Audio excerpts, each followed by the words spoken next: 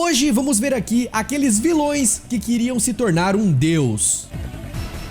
E aí, players, tudo beleza? Eu sou o Fiaspo e seguinte, o primeiro vilão que a gente vai ver aqui hoje veio direto do game Devil May Cry 2, um jogo insano que foi lançado pro PlayStation 2 lá em 2003 e que deu continuidade ao sucesso absurdo que foi o primeiro Devil May Cry. A história desse jogo gira em torno do vilão Arius, um feiticeiro moderno que é todo estilosão, que é o dono de uma das maiores empresas do mundo. Esse cara já tinha muito poder, tanto em dinheiro quanto em magia, mas a ganância aqui falou mais alto e ele bolou um plano para se tornar um verdadeiro rei do mundo. Na história do jogo, existia um demônio muito poderoso chamado de Argosax, e ao juntar 4 artefatos conhecidos como Arcana, era possível abrir um portal até o lugar onde esse bicho estava preso. Foi aí que o Arius decidiu que juntaria esses artefatos para chegar e absorver todo o poder do bichão, algo que o tornaria imortal e extremamente poderoso, praticamente um deus. Nessa teoria, o plano era muito bom, mas ele não contou com a safadeza do protagonista Dante, que sabotou a invocação dele com uma moeda e ainda sentou bala no compadre até ele ir direto pro colo do capeta. Acabou frio,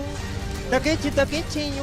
E vale notar aqui que o Dante ainda deu um jeito de ir atrás do Argosax e também matou o bicho na base da bala pra ninguém ir atrás dele novamente.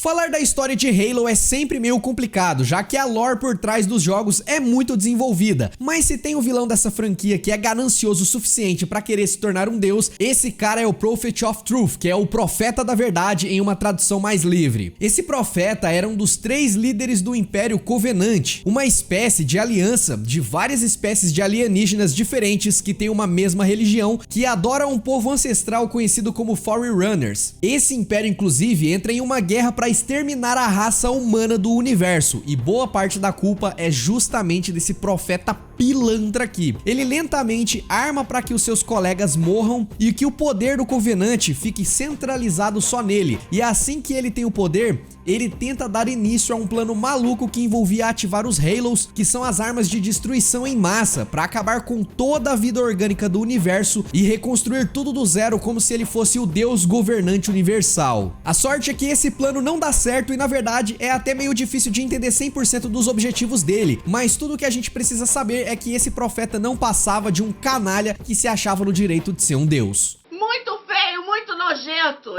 Quando a gente fala em Resident Evil e Umbrella, só tem uma coisa que vem na nossa cabeça: zumbis, não é verdade? A Umbrella é conhecida como a fazedora de zumbis de Raccoon City, né? Mas a realidade é que esses comedores de gente aí só surgiram por causa de um acidente. E a verdade é que ninguém queria fazer zumbis, não. Tudo isso é um resultado de um plano fracassado do fundador da Umbrella, que não por acaso é o vilão que a gente vai ver agora. O Spencer era um cara meio biruta e ele acabou botando na cabeça que queria evoluir forçadamente a raça humana, tomando o controle dessa evolução ele mesmo, como se fosse um deus, né? Mudando geneticamente ali pra meio que a gente evoluir mais rápido, tipo um Pokémon mesmo. Ele era fissurado por poder e pra alcançar esse objetivo ele acabou criando a Umbrella como uma fachada para suas pesquisas sobre um vírus raro que poderia levar a humanidade pra esse patamar que ele queria. As pesquisas levaram anos, mas no final de tudo, o que ele conseguiu criar mesmo foram milhares de zumbis sem cérebros que só querem saber de morder canela de pedestre distraído. Saca só essa frase dele, entre aspas: eu iria me tornar um deus, criando um novo mundo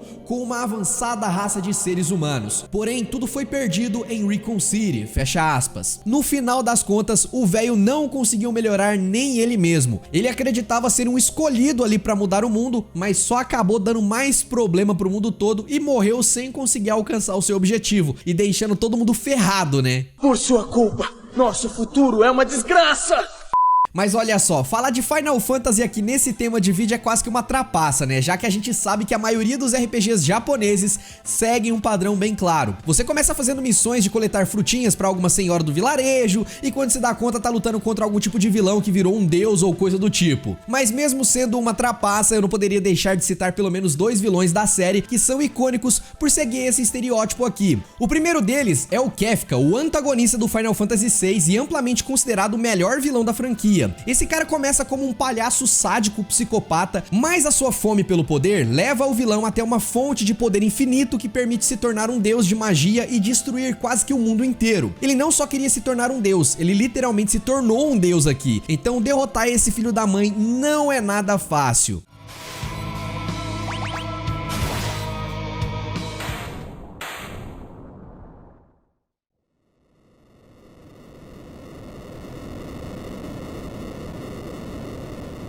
Outro vilão marcante da franquia é o Sephiroth, que aparece no Final Fantasy VII, clássico e no remake também. Esse maluco quer simplesmente lançar um meteoro na Terra para ter acesso a uma espécie de energia vital do planeta, onde ele quer se fundir com esse poder para se tornar também um deus. Por que será que os vilões estão sempre procurando algum jeito de se tornar deus, né, mano? Em pleno 2022, ano da tecnologia, Elon Musk fazendo foguete, e esses vilões, em vez de fazer um Senai, fica querendo ser um deus. Complicado. Talvez eu esteja louco.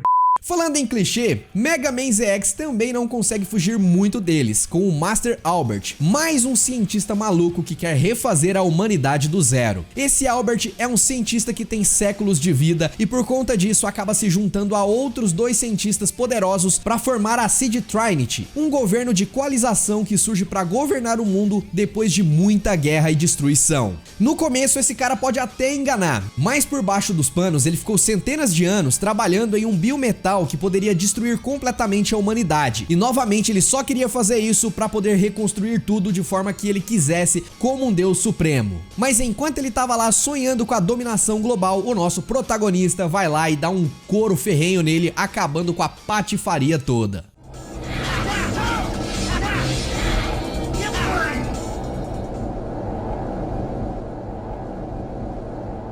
E pra não deixar de fora aqui, vamos falar de um dos vilões que mais virou deus e voltou ao normal da história dos games, o lendário Ganondorf da franquia Legend of Zelda. A história da origem desse vilão costuma mudar de jogo pra jogo, mas quase sempre começa com ele sendo um rei dos ladrões que descende de um mal antigo e que vira um deus do mal quando acaba tendo contato com alguma parte da Triforce, que é um artefato que condensa o poder das deusas que criaram o mundo de Zelda. Ele sempre busca poder pra se tornar um deus e assim dominar Hyrule e todo o mundo, mas por mais que ele chegue bem perto várias vezes, Link, o guerreiro escolhido, sempre dá um jeito de atrapalhar os planos dele e evitar que um psicopata desses tenha tanto poder assim pra dominar o mundão.